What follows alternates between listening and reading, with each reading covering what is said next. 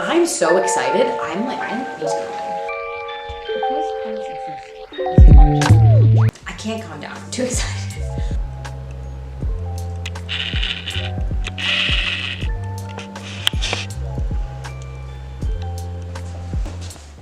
I'm like giddy to talk about this because this is the absolute thing that I nerd out about most, which is saying something.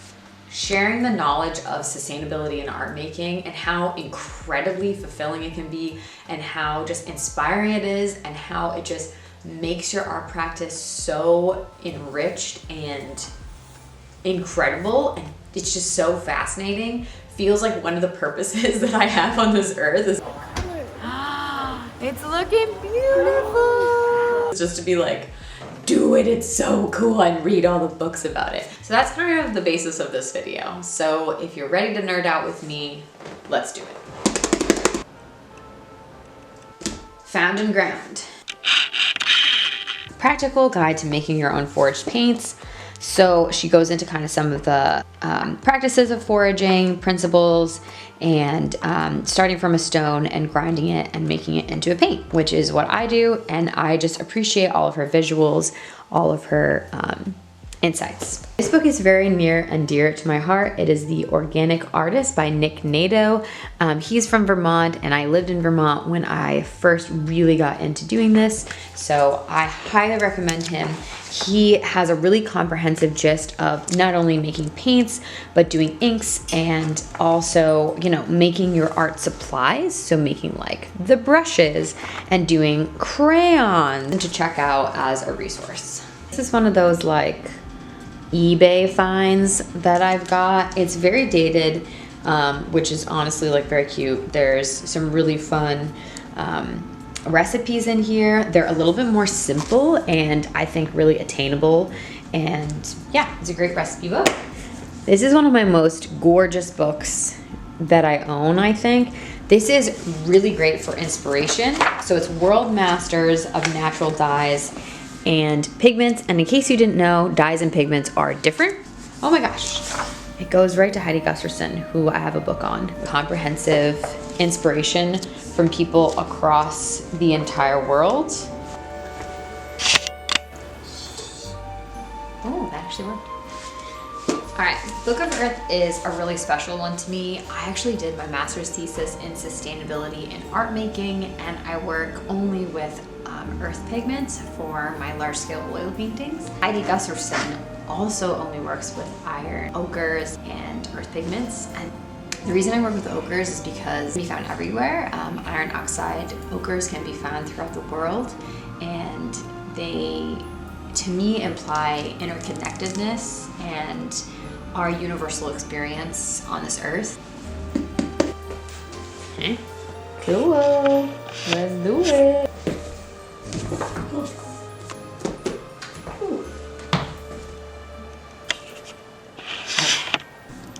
A general recommendation for a textile book to get that really showcases what is going on in the contemporary landscape of textiles and fibers is Vitamin T, Threads and Textiles in Contemporary Art. There are artists throughout the world showcased, and it gives a really nice comprehensive, inspiring view of what artists are making today. A favorite is Make, Thrift, Mend. Definitely a sustainably minded fibers book. So this is this has some project ideas, as like it gives like full directions, as well as just sort of general insights into sustainable making, and it has natural dye directions as well as darning techniques.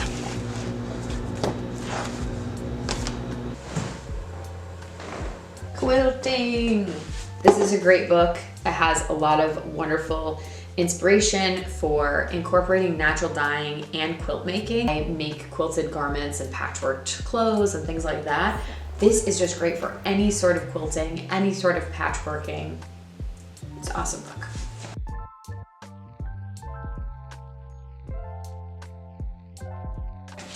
I don't know if you'll be able to find this book. When was this book from? 1932? I don't know if that's true. Okay, copyright 1988. I was like, what the full crap? Okay, quilts, quilts, quilts! I can't remember where this quote is from, but it's like, anyone who uses 3 or more exclamation points is insane. And I'm like, yeah, no, but I'm crazy about quilts, so I feel like that's totally valid. So, quilts, quilts, quilts, the complete guide to quilt making.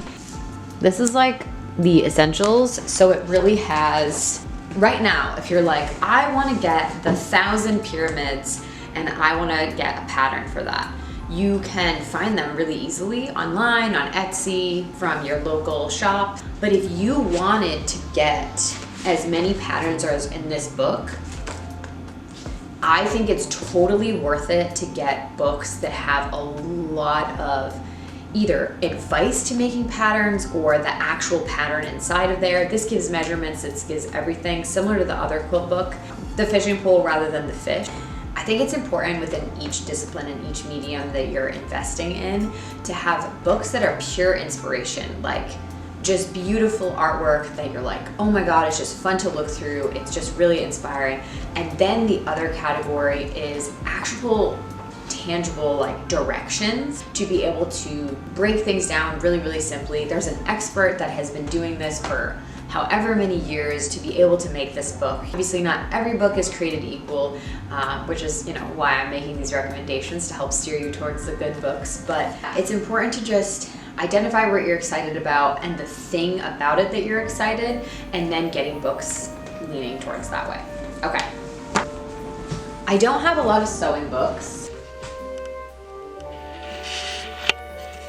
Personally, for sewing, I like to use videos, but I think it's oh hey, it's me, editing Deanna. This is very meta. I also included a link to Seamworks articles. They're all free. You can, to my knowledge, read them online, even without subscribing. They also have some free patterns and even some free kind of like tutorials. They have a ton of free resources. They also have a YouTube. Highly, highly, highly recommend Seamwork. I also did a collaboration with them. I did a 3-part article series and a video back in 2021, and you can check those articles out. Just search Deanna Hakame, and then they'll all come up. And I'll put the links below as well. Okay, back to the video. Really important as somebody who does garment sewing to have a few basics. The Singer Sewing Book. And it has a lot of good foundational things. It gives a lot of step-by-step directions and just gives you kind of an overview. A lot of patterns are written with the assumption that you know how to sew already, and you might not realize that there's tons of steps in there that you should be doing. Doing stay stitching, it might not put that. It might not specify what type of interfacing, and you're like, what kind of interfacing? And then you just use a super stiff one for like a, chemise blouse or something like that. It's really nice to have a stronghold of information. This book was written, let's see, this whole video was just me being like, where's the information? Copyrighted 1953. Obviously a time where a lot of folks knew how to sew.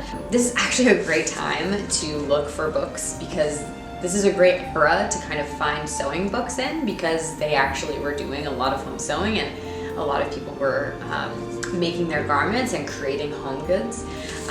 Another book that I have, similar vein, is this book. Again, I don't know if some of the vintage ones are going to be tricky to get, but just an overall kind of advice on whatever kind of speaks to you. I personally need a lot of pictures, so an inspiration book to weave the Sun Ancient Andean Textiles. I love this book. My family is from Ecuador, and so I am very inspired.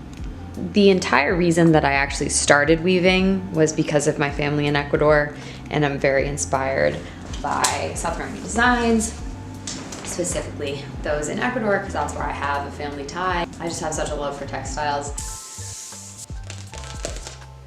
Then we have the more factual books. Lindsay Campbell. You might know her by Hello Hydrangea. She is super popular on Instagram. She does tons of videos. She's done like courses. I invested in her. Welcome to Weaving and Welcome to Weaving 2. This is sort of like an ebook recommendation, but she has a Welcome to Weaving course and then a second one, I think. And she also has a specific like shapes one, I think. I highly recommend her. She's really clear with her directions. She gets down to brass tacks. I think these books are great and I highly recommend them if you are starting with weaving. And then obviously the Welcome to Weaving 2. I like this because it has a lot of project ideas, like a vest, that's cool. Wild Textiles, Grown, Foraged, Found. This is a beautiful book on, she is a textile artist and these are a lot of her projects and sort of how she goes about them. Pretty cool. This is Mystical Stitches by Christy Johnson. So this is embroidery for personal empowerment and magical embellishment. And she gives tons of inspiration and tons of directions on just the basics of getting started with embroidery. This is an amazing book. I find this book so inspiring. She gives you tons of tips on how to do basic stitches to a little bit more advanced, as well as tons of essentially like symbols and tons of different forms that you can put together. She gives you a ton of different ideas, but then you can put together obviously your own. Yeah, so it's great.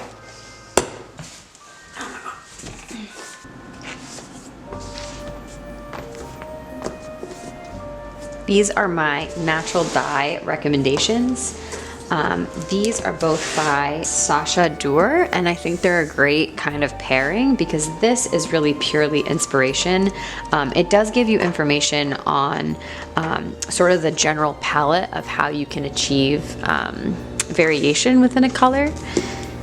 But this actually gives full directions and has project ideas. I will say that in general, most natural dye books happen to be more catered to the West Coast, like California and things like that. I find that it's because, you know, things are a little bit more, you know, alive during the year rather than in New England. So just keep that in mind if you see things in there that you're like, oh, why can't I do that right now? If you are in New England, so like, I'm not gonna just like stumble across some of these things. So just keep that in mind. I think these are the best kind of actual tutorials for natural dyeing for books that I have found. I find these both to be great. They're both pretty comprehensive. I would say this is a bit more comprehensive, and then this is more on the side of it has sewing projects in it as well, which are really, really cool and I personally really like. And it talks like, that's so cute. Book was a gift and I haven't actually gotten to read too much of it. I have flipped through it for quite a few times. It seems to be a really great book. I'm trying to only recommend books that I've read like cover to cover, but this definitely seems really good. Some of these books are more rare than others and some are really easily accessible. Please try to go to your local bookstore and find them, support. Also, you can go to your library. A lot of times libraries do interlibrary loans, and so you can put them in there and say, hey, I want to do this. It has taken me years to acquire all of these books. This is not like, I was like, oh my God, I'm into it. And then I just like spent like $500 on books. I totally understand. A lot of these books are pretty expensive. Keep that in mind. Downloading things as PDFs, downloading things like on your Kindle. If you have a friend that wants to do it, have them get some and you get some. Oh my God, that'd be so cute. You like hang out and read your books and be like, oh my God, this is the book I read. And then you do, this is all I want to do. This is a side quest. How you acquire these books is important. This is, you know, the whole point of this is to be sustainable. As much as you can kind of like get these secondhand gifted to me. I got it at book sales, from library sales, and some of them I got from my local bookstore. So definitely try to support your local bookstore. They need it more than Amazon does. So yeah, Just like my little tip.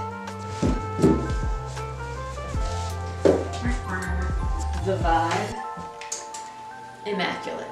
The noise that it makes, not great. So I had to shut it off. Okay, that was really fun. So yeah, one more book. Secret Lives of Color, 10 out of 10. I think I'm a little restless. I want to start making stuff because I've been doing this all day. Keep finding small ways to bring art into your life. And yeah, happy making, friends. Bye. Meep. Okay, full transparency. Recorded a whole outro and then I was like, oh my god, why does my shirt look so weird? And it was backwards. So I think it was backwards the whole time. I feel like I just look like a hobbit professor, which is essentially my goal in life, but I didn't mean to. I just like 100% get into stuff